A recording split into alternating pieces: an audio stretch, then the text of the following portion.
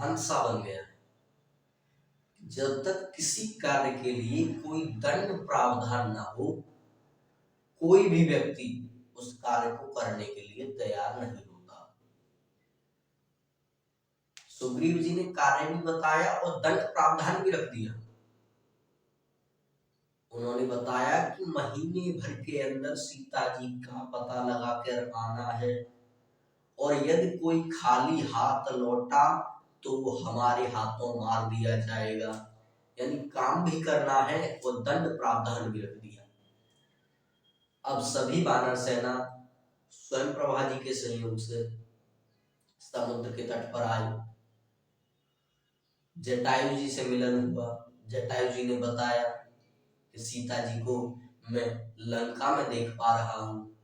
आज जब पता चल गया कि सीता जी लंका में है और लंका में जाना है, तो सभी वानर आपस में बातचीत करने लगे कि जाएगा कौन, किसमें इतनी ताकत है जो जाए।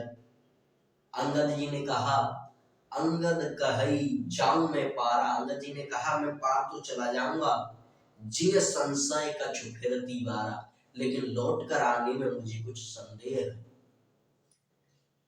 जामवंत जी ने कहा तुम योग्य हो, पर तुम सभी वानरों के नायक हो, तुम्हें जाने नहीं देंगे। तभी जामवंत जी ने मन में विचार किया और हनुमान जी से कहा कि कहि रीछ पत सुने हनुमाना, और का चुप साधे रहा बलवाना। जामवंत जी कहने लगे कि हे पवन पुत्र, तुम क्यों चुप साधे बैठे हो? पवन तनय बल पवन समाना, और बुध विवेक विज्ञान निधान। याद करो, तुम वायु के पुत्र हो, तुम्हारा वेग वायु के समान है। मनोजवम मारुतुल्य वेगम, मन की गति से भी तेज चलने वाले हो आप। आपकी गति वायु के वेग के समान है, और आप बुद्धि तथा विवेक में भी निपुण है। आप क्या चुप साधे हुए बैठे हैं? आज जामवंत जी ने जब ये वचन कहे, हनुमान जी को कुछ कुछ याद आने लगा। जामवंत जी हनुमान जी को आज उकसाने लगे और कहने लगे कि राम काज लग तब अवतारा। जामवंत जी कहने लगे कि हे हनुमान, राम प्रभु का कार्य करने के लिए ही तुम्हारा अवतार हुआ है। बस जो हनुमान जी ने सुना कि मेरा अवतार ही भगवान राम के कार्य के लिए हुआ है, सुनत ही भय पर्वताकारा। हनुमान जी पर्वत के समान रूप में खड़े हुए समुद्र के तट पर। यहाँ से सुंदर कांड प्रारंभ होता है। गोस्वामी जी ने शुरू में 3 श्लोक लिखे, उसके बाद कहा है कि जामवंत के वचन सुहाए, सुन हनुमंत हृदय अति भाई। जामवंत जी के वचन हनुमान जी को बहुत ही प्यारे लगे। हनुमान जी ने सभी वानर भाइयों को कहा, तब लगे मोहि परिखेउ तुम भाई, सह दुखी कंद मूल फल खाई। हनुमान जी कहने लगे कि मैं लंका जा रहा हूं, पता लगा कर आऊंगा, और तुम में से किसी को भी वापस नहीं जाना है। आप यही कंद मूल फल खाइए और मेरे वापस आने का इंतजार कीजिए। कहने लगे कि जब लगे आवो सीता ही देखी। जब मैं सीता जी को देखकर वापस आऊंगा, होई काज मोय हर्ष विशेषी, मुझे इतनी खुशी हो रही है, ये शुभ सूचक है कि मेरा कार्य सिद्ध होगा। अस कई नाई सवन कर माथा, चले हरस ही निधर रघुनाथा। ऐसा कहकर सभी वानरों को प्रणाम कर हनुमान जी अपने हृदय में श्री रघुनाथ जी को धारण करके चले। सिंधु तीर एक भूधर सुंदर, कौतुक कूद चढ़ेउता ऊपर। सिंधु के किनारे यानी वो जो समुद्र था, समुद्र के तट पर एक पर्वत था बड़ा। हनुमान जी उस पर्वत पर चढ़े। बार बार रघुवीर सभारी, तरके पवन तनय बलधारी। उस पर्वत पर जोर से चढ़े और जय श्री राम के नारे लगाकर हनुमान जी आज किस तरह दौड़े। जेह गिर चरण दे हनुमंता, चले सुगा पाताल तुरंत। आज हनुमान जी दौड़ते हुए उड़े हैं। जिस पर्वत पर हनुमान जी समुद्र में पैर रख देते हैं वो तुरंत ही पाताल लोक में चला जाता है। यदि आज के विज्ञान के हिसाब से देखें तो हनुमान जी जिस प्रकार से लंका की ओर चले थे, आज के न्यूटन के तीसरे नियम के अनुसार चले थे।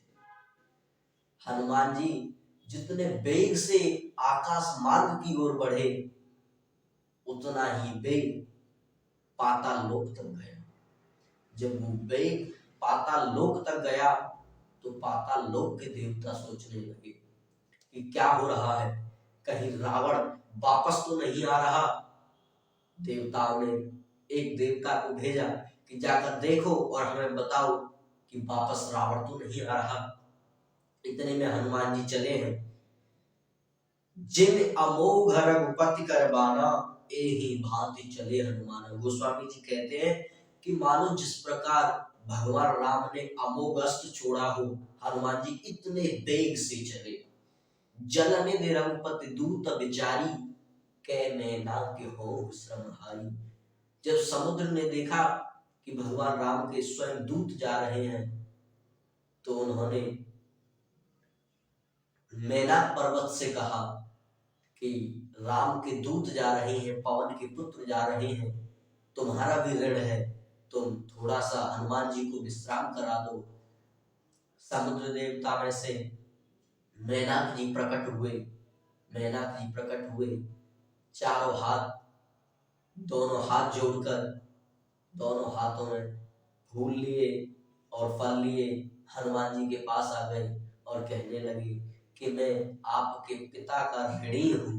आप यदि मुझ पर विश्राम कर लें और कुछ जलपान कर लें तो मैं समझूंगा कि मुझे थोड़ा आराम मिला है। हनुमान जी ने कहा, हनुमान तेहि बरसाकर पुन कीन प्रणाम, राम काज कीने बिनु मोहि कहाँ विश्राम। हनुमान जी ने उस पर्वत को हाथ से छुआ और प्रणाम किया और कहा कि हे मेरे पिता समान, मुझे भगवान का काम पूरा किए बिना विश्राम नहीं है। जात पवन सुत देवन देखा, जाना कहूँ बल बोधि विशेषा। अब जो देवताओं ने एक देवता को भेजा था कि जाकर पता लगाओ क्या है, वो देवता ने देखा कि हनुमान जी लंका की ओर जा रहे हैं।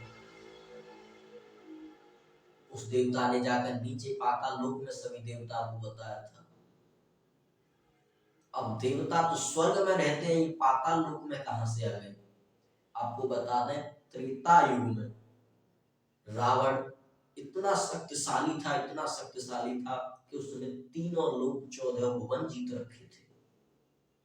देवता स्वर्ग छोड़कर भगवान विष्णु के पास पाताल लोक में रहते थे। जब देवता ने जाकर बताया कि हनुमान जी लंका जा रहे हैं, तो सभी देवताओं ने विचार किया, क्या हनुमान जी अपना कार्य पूर्ण कर पाएंगे।